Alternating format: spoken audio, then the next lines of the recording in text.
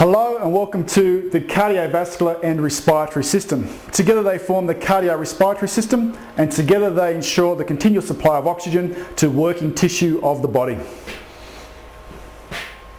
Okay, we're going to start looking at the cardiovascular system. In the first 3 points we've got our blood and blood vessels, the pulmonary circulation and systemic circulation. So let's look at the cardiovascular system and the structures that make up the cardiovascular system.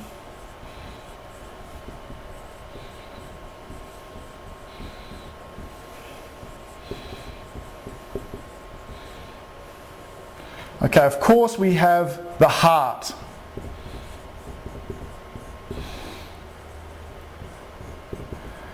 We have arteries, veins,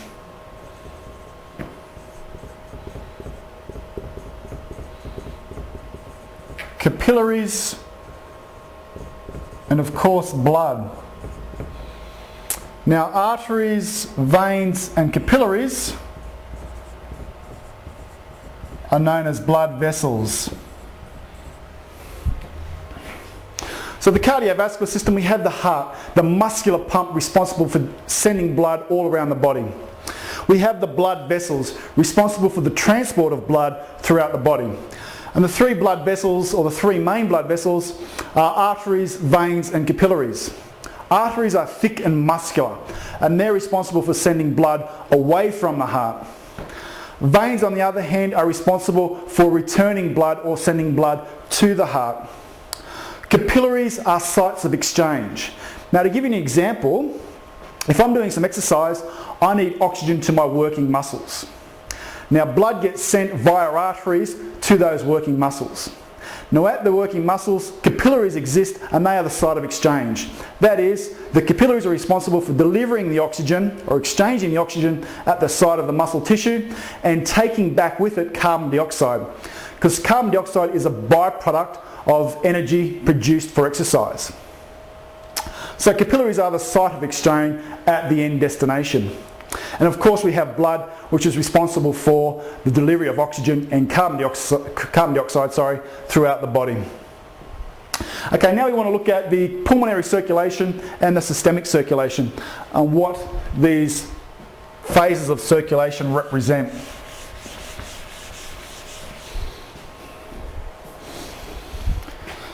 Okay, here is the heart. This side we have, let's say, the muscles that we use for exercise. This side we have the lungs, responsible for obtaining oxygen. Now, basically what we've got are the working muscles of the body, the lungs which gets oxygen, and the heart which is responsible for transferring blood between the two structures, the lungs and the muscles. Now, through a process known as perfusion,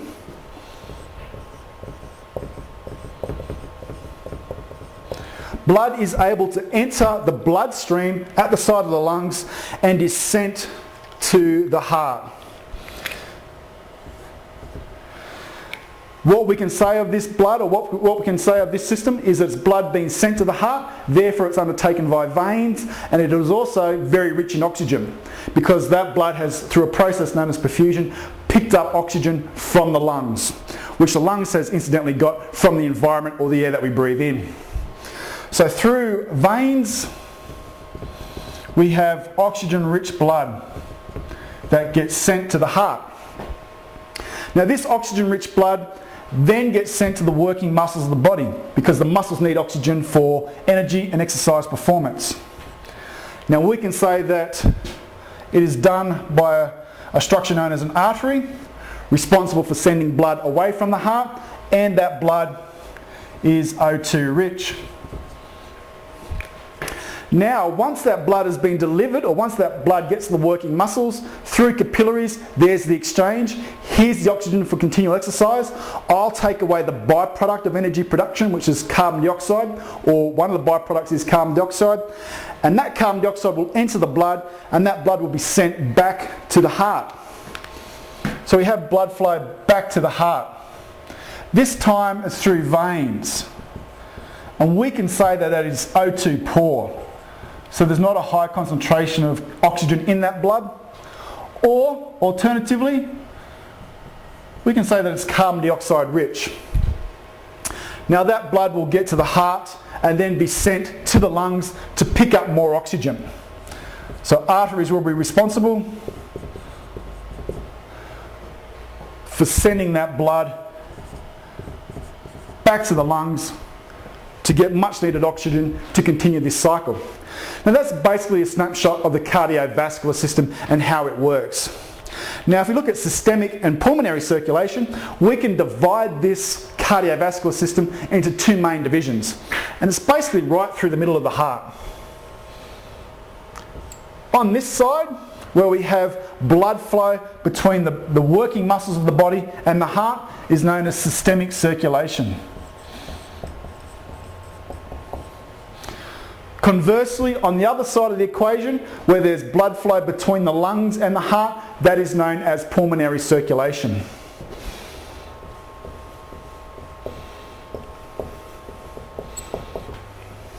Okay, and also remember that the site of exchange at the muscles, these sites of exchange here, are done by capillaries. It's a little bit different with the lungs because it involves the respiratory system, and the actual structure of exchange there is known as alveoli, and we'll talk more about that when we move to the respiratory system. So a snapshot of the cardiovascular system with the two main divisions, the pulmonary system or the pulmonary circulation and systemic circulation. Okay, let's look at the heart. We've looked at the cardiovascular system as a unit. Now let's take away the muscles in the lungs for a short period of time before we reintroduce them, but blow up the heart and see exactly what happens in the heart during this process of blood transport throughout the body.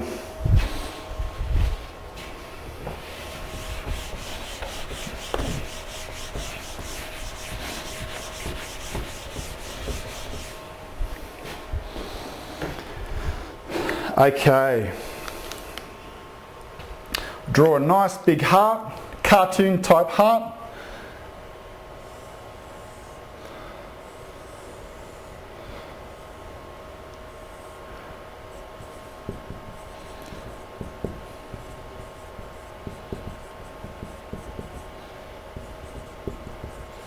I'm going to divide the heart into 4 chambers.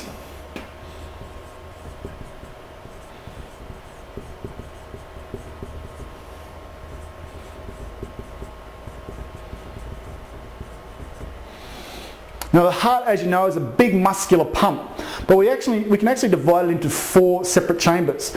There's 2 atriums, a left and right atrium down the bottom, and there's 2 ventricles, a left and right ventricle found at the top of the heart.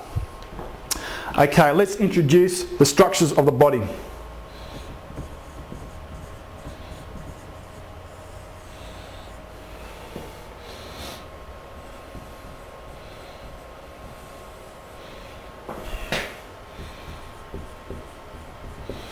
So we're introducing the systemic and pulmonary circulation, but we're going into a little bit more detail.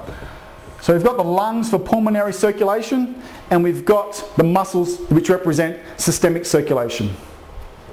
Okay. Blood goes from the lungs into the left atrium.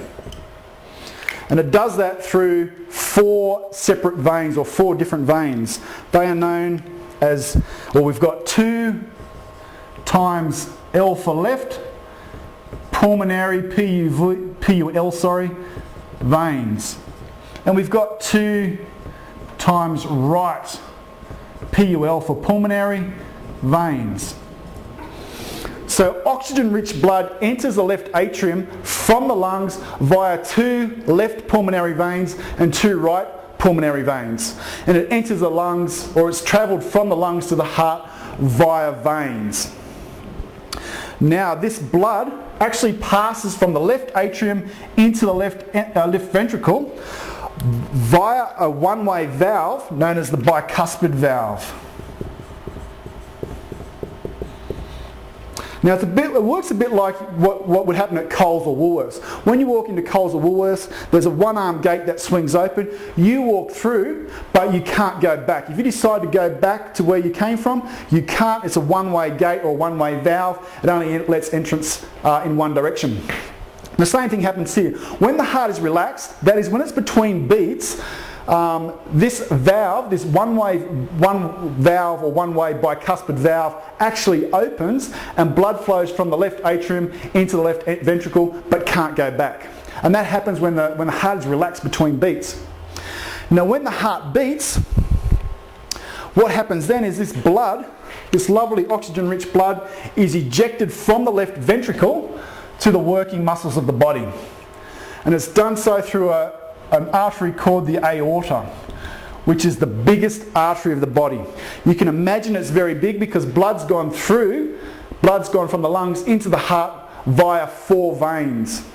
And it's left the heart to deliver blood to all the working muscles of the body through one artery known as the aorta. So it's really big and really strong and has a lot of responsibility. On the other side of the continuum, well, basically what happens is oxygen gets delivered to the working muscles. There's the exchange, oxygen for carbon dioxide, and then blood goes from the muscles back to the heart. So instead of using this quadrant, we're going to use this quadrant to represent that. Blood is going back to the heart from the muscles. Okay, so now we've got carbon dioxide rich blood or oxygen poor blood going back to the heart into the right atrium. And this is done via an inferior and superior vena cava, which are basically 2 other veins that are responsible for allowing blood to go from the working muscles of the body into the right atrium.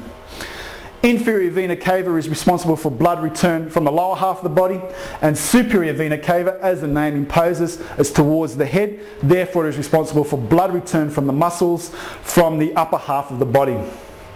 This blood enters the right atrium. When the heart is relaxed between beats, this blood goes from the right atrium into the right ventricle through a valve known as the tricuspid valve. Just like the bicuspid valve, it is a one-way valve. Once you go through, you can't turn around and come back. And again, when the heart contracts or when the heart beats, blood is ejected from the right ventricle to the lungs. And this is done via 2 arteries known as the left and right pulmonary arteries.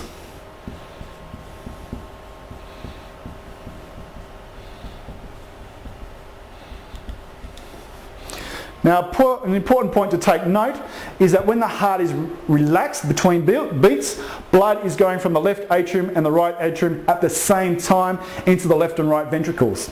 When the heart beats and forcefully contracts, equal amount of blood is ejected into the systemic circuit and the pulmonary circuit at the same time. So all this works in unison.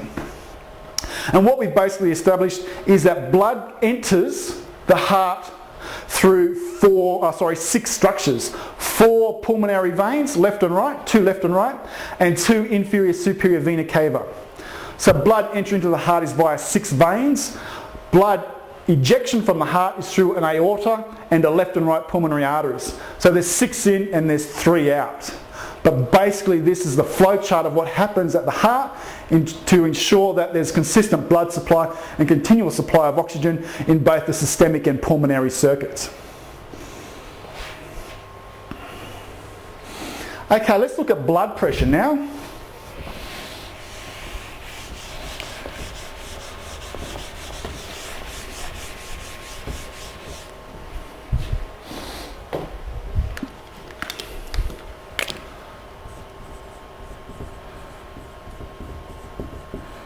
And what is blood pressure?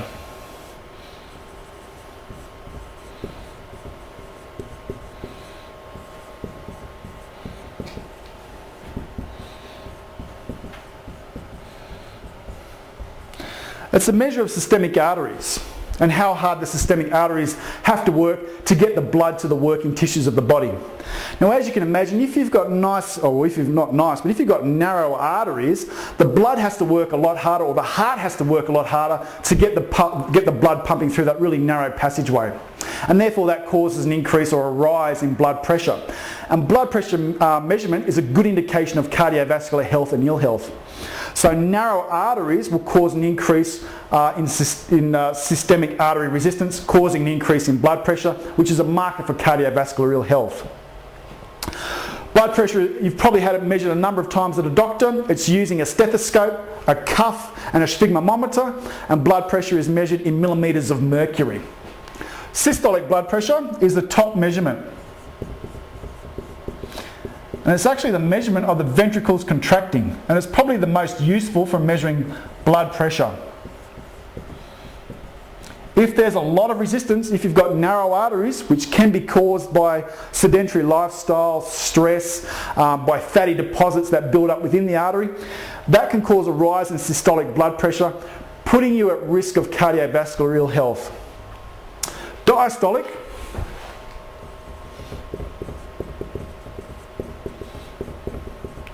is measured when the ventricles are relaxed. The valves are open and they are filling with blood. Okay. What's normal?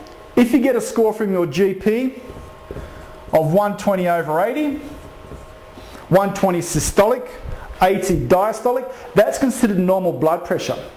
And in actual fact, that could go as high as maybe 130 over 90, and that would still be considered in the normal range. That is, of healthy blood pressure. There's a good work undertaken by the heart, ensuring sustained supply of blood to the working muscles. The arteries are working well, and there's not a great deal of resistance in the arteries. Once you're getting from approximately 135 over 95 or greater, those types of scores, that's indicating that the blood pressure is quite high. Therefore the heart's working harder than what it should do, and for some reason it's encountering resistance through the systemic arteries, and it's probably caused by narrowed arteries by fat deposits that accumulate with poor diet and low levels of physical activity. Okay, respiratory system. Looking now at the second half of the systems we're looking at today, we're looking at the cardiovascular system and the respiratory system, together forming the cardiorespiratory system. So far we've looked at heart, muscles, lungs, and the interplay between each. But now we want to look at the respiratory system and the role it plays in supplying oxygen to the working muscles of the body. And what we look at with that is, up here's our mouth,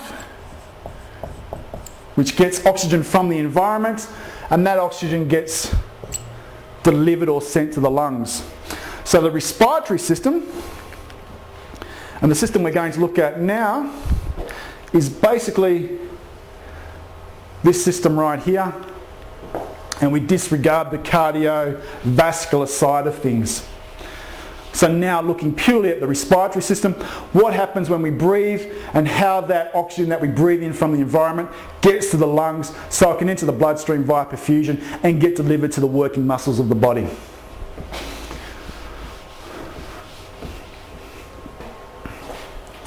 Okay, right at the top we've got our mouth and our trachea. Now what basically happens is we breathe in air from the environment, and it has approximately 21% oxygen in it. So the air we breathe in contains approximately 21% oxygen. That air then goes into our trachea, which is our windpipe, this structure right here. And what we do then is send that air that we breathe in to our lungs. Okay, what happens with our trachea is that it goes into, or it actually divides when it gets to the lungs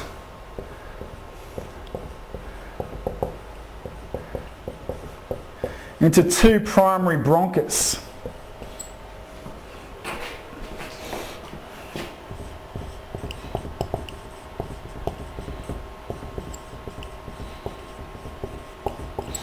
And it's a good point to show this is the next slide. It's got the same information in your lecture notes, but it basically gives you a snapshot of the respiratory system and what happens from a diagram point of view.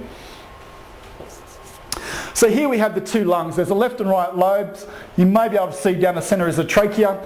It actually divides, as we get to the left and right lobes of the lungs, into a primary bronchus on each one.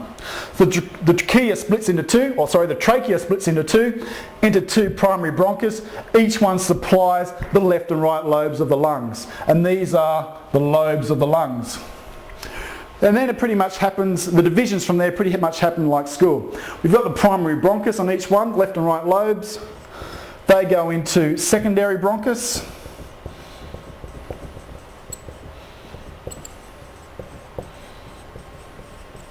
And then into tertiary bronchus.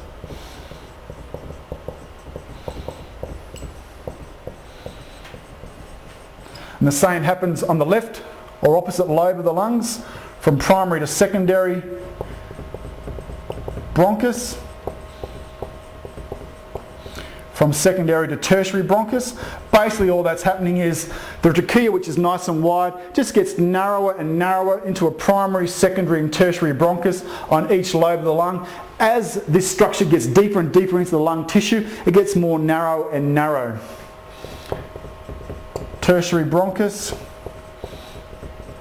Then as it gets towards the end of its divisions, each lobe or each bronchus basically divide into a number of bronchioles.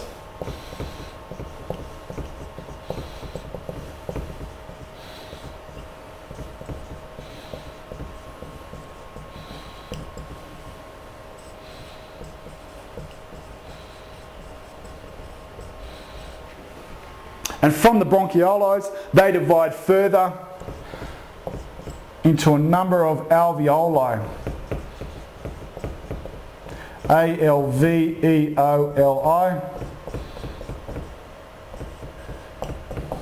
And the alveoli are delicate tissues which are the site of exchange for gas, the site where perfusion takes place, the exchange of oxygen and carbon dioxide at the lungs. So basically what happens, it's an upside down tree. We turn this upside down. The trachea is the trunk. It divides into two main branches. Let's say we've got a tree with two main branches, known as the primary bronchus. They separate further, or they actually get more narrow and form secondary and tertiary bronchus. And then they branch out further, forming individual bronchioles, which branch out further to form alveoli. And the alveoli is basically the foliage or the leaves and flowers of the tree.